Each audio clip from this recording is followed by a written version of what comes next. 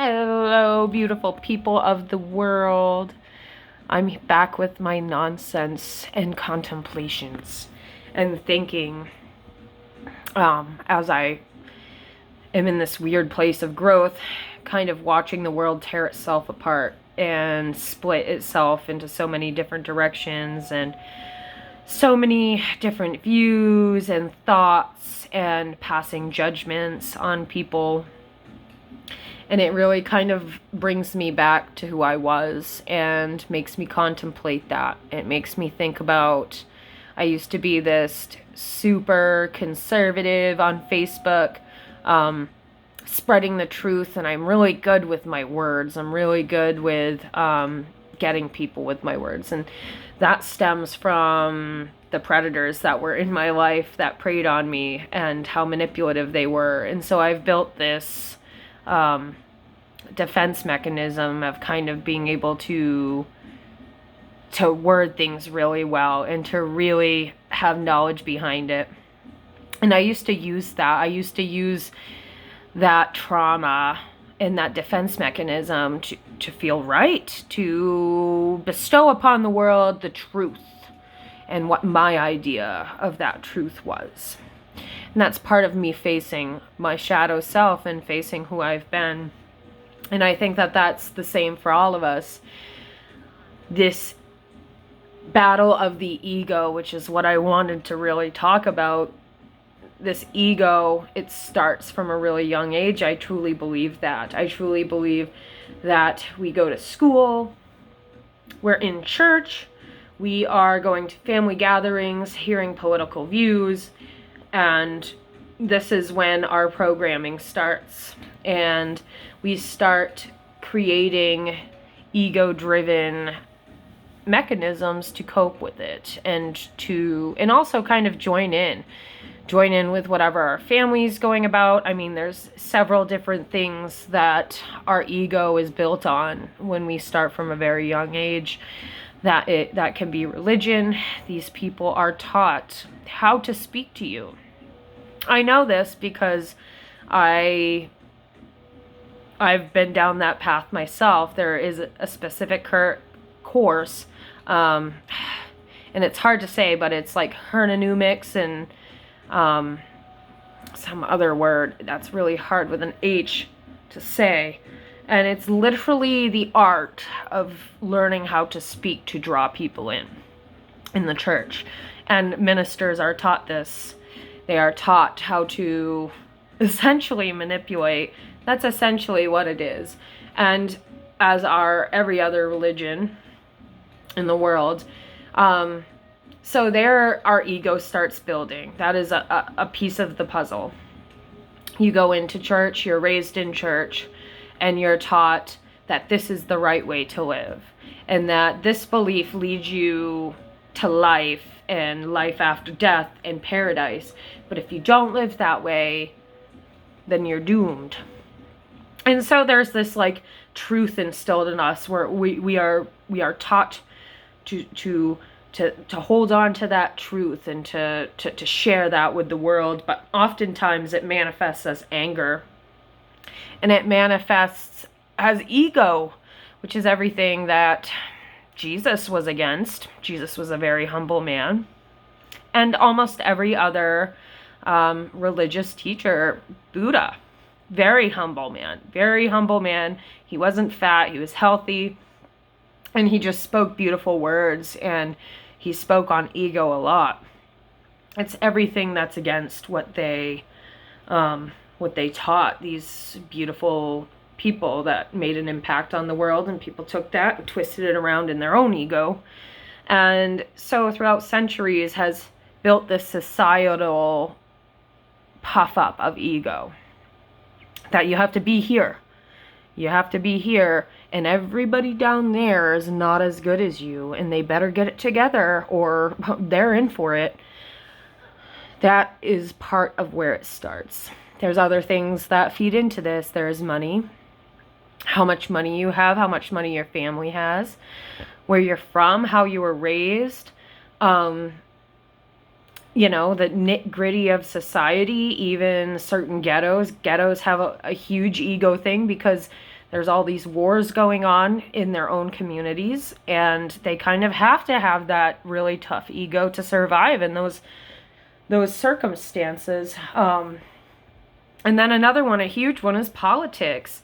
And that is like the fabric of our foundation. You have to have a political stand. That's their thought. If you're on this side, you're beep, beep, beep, beep, beep. If you're on that side, then you're this, this, and this, and this. And both sides are fighting each other and attacking each other. And there is no room for us to sit back and have perspective. And that's the kind of person that I used to be as well. And I want to acknowledge that. I want to acknowledge that in my past, that I totally fed into this ego. And I really thought that I was doing the right thing. I really thought that my beliefs were right.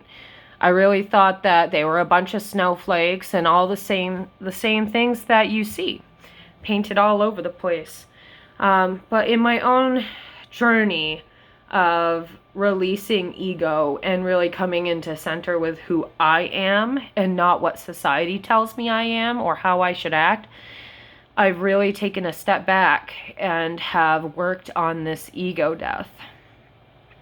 And I think that every single person in the world, as we get older, we face this. We face ego death because our spirit wants us to. Our spirit wants us to grow into learn. That is part of our human nature, constantly bettering ourselves. Some people don't want to better themselves and they just don't care. But most people, I would say, have these thoughts of, I want to be a better person. Wow, I really wish I hadn't have said that. You know, the things that could just come out because we are so passionate about these thoughts and feelings. So, wanted to bring in this beautiful process of releasing your ego and what that means for your life and what that means for all the people around you. It is 100% okay to have your own beliefs. I personally do not affiliate with any kind of side or political belief, religious belief. I choose to be in the ether. I choose to be in this place where nobody can put a label on me. I have chosen to step back from society's vision of what it is. Excuse me. So my ego death started with beginning to befriend a lot of different people that I had never had that experience with. I grew up in a church and I'd always known a lot of different people, but I work in customer service in the restaurant business, and as you know, the restaurant business is full of different people and full of different people with different thoughts. And that's kind of where my journey began. And as a youngin, still in the church, I had these different thoughts than everybody in my church because I was working in restaurant service and being exposed to a lot of different things. But I was able to kind of be like and buff against it and be like, these people are horrible, and I fed myself that way. And then I started befriending a lot of people part of the LGBT community, and really listening to them and listening to where they were coming from. And finding myself in a new perspective. Some of them I know were spiritually abused and never got to be who they were.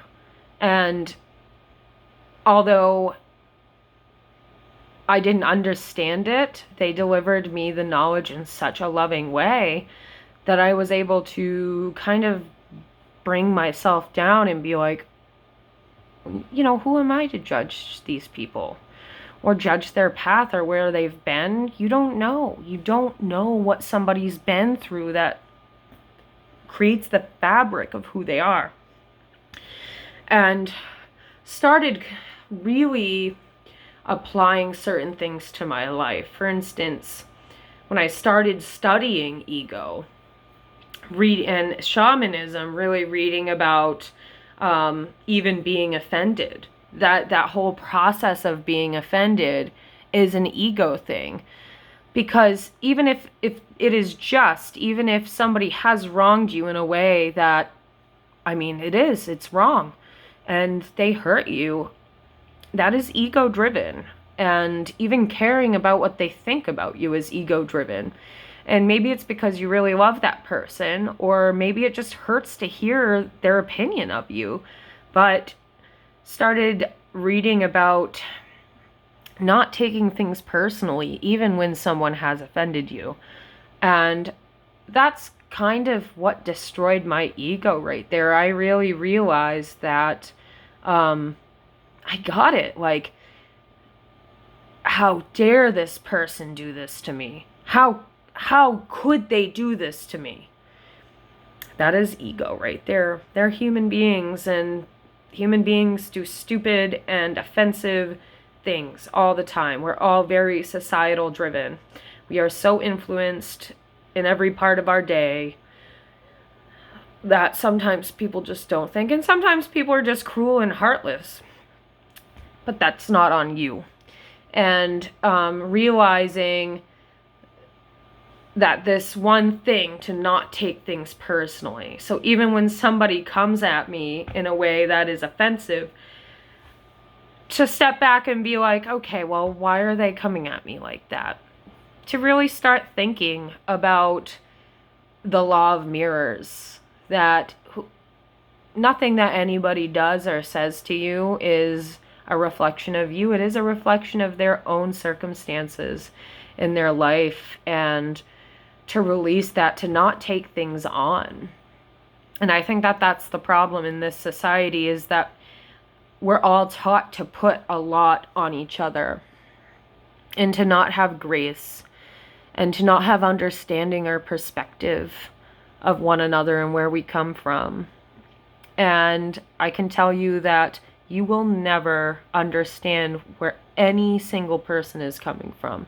We have all lived our own lives.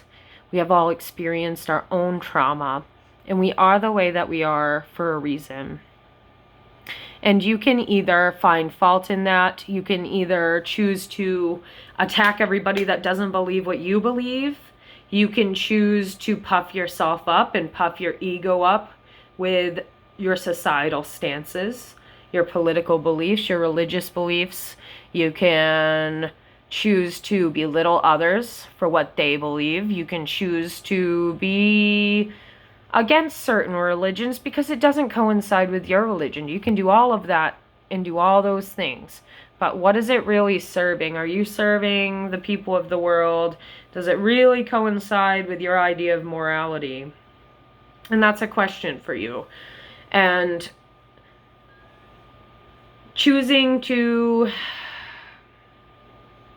attack or belittle or really puff yourself up with what you speak and to think, like if you go on social media and you go and you type your little thing in, and then you choose to engage in that game, are you doing it for yourself? Does it make you feel better to feel like you are by your left-handed or right-handed side puffed up? I'm right. You're missing out on so much, I'm here to tell you. You're missing out on so much life-giving. You're missing out on so much receiving of knowledge and understanding from other people. And as you grow older, that need inside of you to kill your ego is going to start rising. And you can either completely reject it and go the opposite way, or you can embrace and gain perspective and gain understanding. And if you do this one thing, to not take anything personally, to speak with clarity, only what you mean, not what you feel, but what you really, truly believe, and speak your truth, not in a condemning way, but a gracious way, with understanding, you can gain so much, and killing your ego will save your life. Will 100% save your life. Instead of escalating out of anger, you learn to de-escalate and disconnect and not take anything on that anybody has to put on you. And in that, there is this beautiful freedom to find who you are, truly, beyond the offenses, beyond what you believe, beyond which side you want to take on. I don't choose a side. I don't, because we are all one person in the world, and our beliefs are just words that are spoken into the universe. And what you speak is so important. Is it positive? Are you giving life to people? When you want to debate with somebody, are you bringing them knowledge and opening this world of freedom to them? Or are you just condemning them and acting like they're a joke? Why won't you listen? And why won't you take in their perspective? It can be done, people. There can be respectful conversations with people that you disagree with. It is 100% possible. And you can actually gain a lot from talking to people that you disagree with. It all depends on where your ego stands. Does your ego want to belittle them to make yourself feel better? Or do you want to put the ego away and open up and be like, okay, share with me your perspective? Because I know that I never used to listen to anybody, and I never used to even give leeway to trying to understand, because this was the truth and that's what I had to stand by, and they had to know it, and nobody else is going to tell them but me. And it's, again, this societal drive, this, this need to pick a side, this need to stand somewhere. You don't have to. So just lovingly encouraging everybody to face your ego, face your dark side, face the reasons why you have ego, what made you that way, what programmed you that way in childhood. And it's just amazing how much more you can change others by really taking a second to not take it personally, to be impeccable with your word, to speak only what you mean, to come from a loving, gracious point and stance, and to not mock people or belittle them. You will have much more luck getting your perspective across and your beliefs if you come from a place of humbleness and just sharing your heart. And that is my encouragement tonight. Kill that ego, people. It will set you free. And really go back. What is programming your ego to be defensive or to have defense mechanisms? And are the things that you truly find problems with your ego, where you want to go head to head with people, the things that trigger you, really face that and figure out why you feel you need to be that way, and find healing in that. Release that dark side of yourself that is society driven, politic driven, money driven, where you're from driven, politic driven, religious driven, any of those things. Really search and see why. Why do I act like this? Because it can change everything. And now I do have my moments on Facebook, don't we all, where something really triggers me and I feel the need. Sometimes it's other people's egos that makes my ego want to come up and be even stronger, to be like, you're very hypocritical, this is why, you look foolish. And I there's parts of me that want to point it out to them, but that's not my battle. And really, with those situations, you should just stay silent. Especially when it's with somebody that just wants to fight with you. If it's somebody that wants to listen and wants to have a conversation, then have that conversation with them. But if it's someone that just wants to fight with you and fight with your ego, their ego wants to fight with your ego, make that decision to not engage. I swear it will change your life, and you won't be bothered by things as much. And even just looking back 5 months ago when all this COVID thing happened, I had like a problem with people that were being super using all of this to judge people. And so then I in turn started judging them. And I did delete a bunch of people off of my Facebook because I didn't like the judgments that they were putting on people that wore masks, didn't wear masks, that didn't understand how hard it was for businesses with all these mandates and regulations. But then looking back 5 months ago and doing my ego work, I'm like, they're scared, they're holding on to things. I didn't have that perspective. I didn't have that understanding, and I went in with a lot of anger and frustration because I have to work in customer service. So I have to work, 8 or 9 hours with that damn mask on, and I have to deal with the public who are like psycho right now. And so that all that frustration came out, and I didn't check my ego and eat a piece of humble pie. And humbleness is a beautiful gift for all of us, and something that we should really embrace, because humbleness just brings you back to this place within yourself. And when you really build it up, and you really are untouchable. When you destroy your ego, you become untouchable. And that is my hope for all of you, that you become amazing, untouchable beings, that you face these shadows and these programmings inside of yourself that society is really putting on you.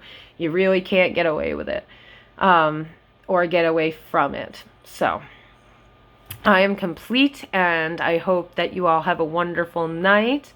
And I wish you great journey on your battle with your ego, and hope that any of this has helped you. Have a good one. Mwah.